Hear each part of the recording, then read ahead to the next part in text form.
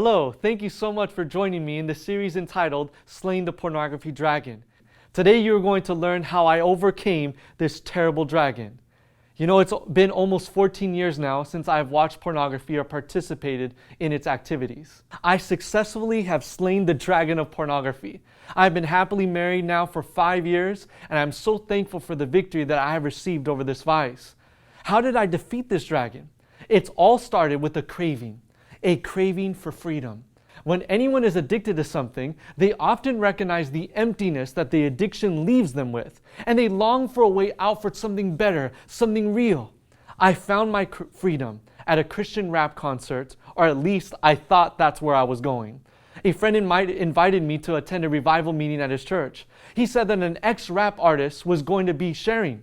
The problem was I didn't hear ex-rap artist. Before entering this church, for the first time in a long time, I said, God, if you are a real person, please speak to me. That night, God answered my prayer, and for the first time, I felt like I was beginning to experience completeness in Him. Several weeks later, I was attending a church service, and the preacher began to give a powerful message about the gospel and how God can give us victories over any sin. He proceeded to read a Bible text found in 1 Corinthians 6:18, where it says, flee sexual immorality. That phrase, sexual immorality, in the original Greek is porneia, which can be translated as female captives or prostitutes. I finally recognized that I didn't have enough strength to obey the command in that Bible text. The spirit was willing, but my flesh was so weak. So I surrendered my addiction back to God and trusted that He would give me the strength to not only get rid of all the avenues by which this temptation came, but also that He would remove those intense, fiery desires that I had built up inside of me for 7 years. It felt amazing to surrender this over to God and to ask Him to help me. I claimed Bible passages whenever I was tempted, and for a while, God was giving me freedom from it.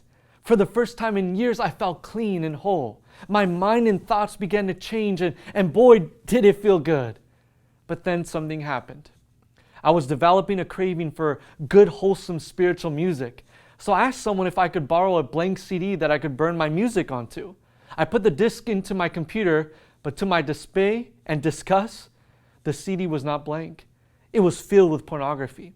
Immediately, all the guilt, the shame, and the filth came back into me like a flood.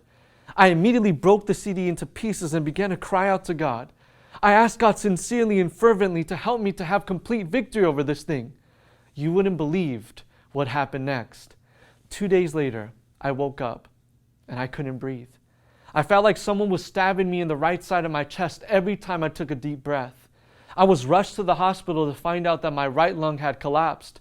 I was left alone in my hospital room, wondering why God would allow this to happen to me. I began to cry. I didn't want any nurse or health professional seeing my tears, so I put a towel over my face. Then suddenly, I heard a voice. David, David.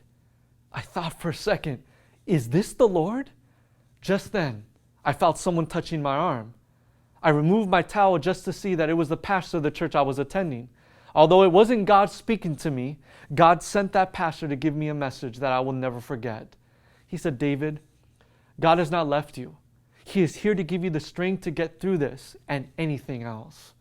Friends, God has truly been with me every step of this journey, getting me through it all. It has been almost 14 years since God has empowered me with consistent victory. Next time we'll meet, I'll share how He can do the same for you.